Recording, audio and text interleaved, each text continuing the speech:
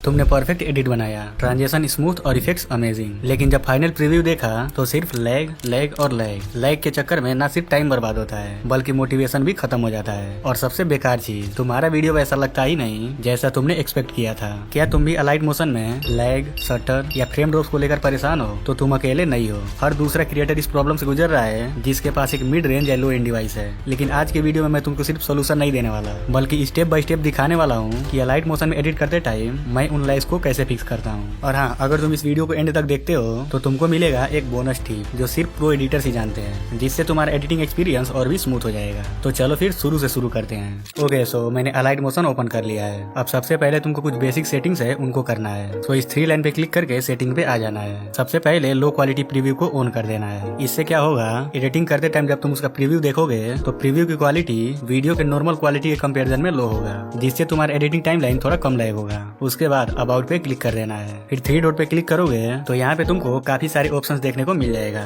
यहाँ से तुमको री-इवैल्यूएट वीडियो कोडेक परफॉर्मेंस पे क्लिक करके इसको एक बार रन कर लेना है, जिससे तुम्हारा अलाइट मोशन तुम्हारे डिवाइस के अकॉर्डिंग ऑप्टिमाइज हो जाएगा और तुम्हारा डिवाइस जितना कैपेबल होगा उसके अकॉर्डिंग ये सेटिंग्स अनलॉक कर देगा। जब इसका रन कंप्लीट हो जाएगा तो यहाँ पे तुमको अपने डिवाइस से रिलेटेड सभी इन्फॉर्मेशन और स्पेक्स देखने को मिल जाएगा। लाइक तुम्हारा डिवाइस कौन सा है, वो किस एंड्रॉइड वर्जन पे रन कर रहा है, उसमें कितना रैम है और कितना अवेलेबल है, उसमें कितना स्टोरेज है और कितना अवेलेबल है, और मैक्स कितने सेटिंग पे तुम अपने वीडियो को एक्सपोर्ट कर सकते हो। सारा इन्फॉर्मेशन यहाँ पे दिख जाएगा। ओके, सो अब मैं एक न्यू प्रोजेक्ट क्रिएट करके अलाइट मोशन में आ जाता हूँ। फिर प्लस पे क्लिक करके मीडिया से एक बैकग्राउंड ऐड कर लूंगा।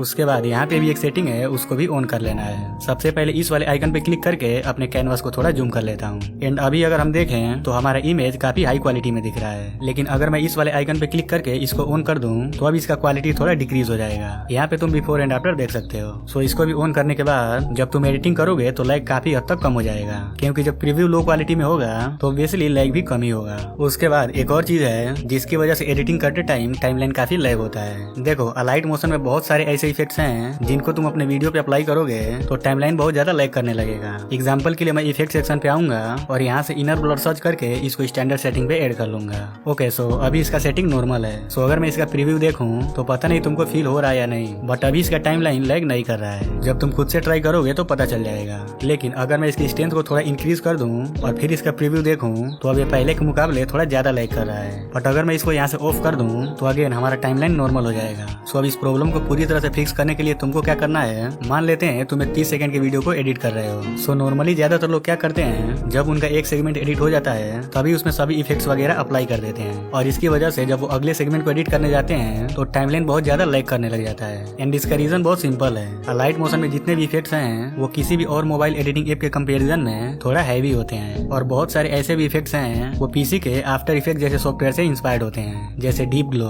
Chromatic zoom blur, optic compensation etcetera. तो जब तुम ऐसे हैवी इफेक्ट्स को अपने वीडियो पे अप्लाई कर देते हो तो जाहिर सी बात है ये पीसी लेवल का इफेक्ट है, और जब हम इनको अपने फोन में यूज करेंगे तो लैग होना तो जायज है। सो एडिटिंग के टाइम पे इफेक्ट्स अप्लाई करने के बजाय तुमको क्या करना है वो देख लेते हैं। यहाँ पे मैंने कुछ वीडियोस और इमेजेस ऐड कर लिया है। अब यहाँ पे लैग को कम करने के लिए मैं क्या करता हूँ वो बता देता हूँ। सो मान लेते हैं मेरा यहाँ तक एडिटिंग कंप्लीट हो गया है। सो इफेक्ट सेक्शन पे आऊंगा और मुझे इन पे जो भी इफेक्ट ऐड करना है वो ऐड कर लूंगा, फिर उनको अपने अकॉर्डिंग एडजस्ट कर लूंगा। उसके बाद जब सभी इफेक्ट्स ऐड कर लेता हूँ तो प्ले करके इसका एक बार प्रीव्यू देख लेता हूँ, और जब प्रीव्यू देखता हूँ तो इतने सारे इफेक्ट्स होने की वजह से मेरा टाइमलाइन भी लैग होने लगता है। सो मैं क्या करता हूँ, लैग को कम करने के लिए मैं इन सभी इफेक्ट्स को ऑफ कर देता हूँ, और अगर मैं अब प्रीव्यू देखूँ तो इसका लैग काफी हद तक कम हो जाता है। ऐसे ही करके मैं अपना एडिटिंग करते रहता हूँ, और जब पूरा एडिटिंग कंप्लीट हो जाता है तो एक एक करके इन सभी इफेक्ट्स को ऑन कर देता हूँ, और इसी तरह से मेरा काफी हद तक लैग कम हो जाता है। ओके, सो लैग को कम करने के लिए मैं एक और चीज करता हूँ, सो अब वो भी देख लेते हैं। जब मैं किसी सेगमेंट की एडिटिंग कंप्लीट कर लेता हूँ तो अगले सेगमेंट को एडिट करने से पहले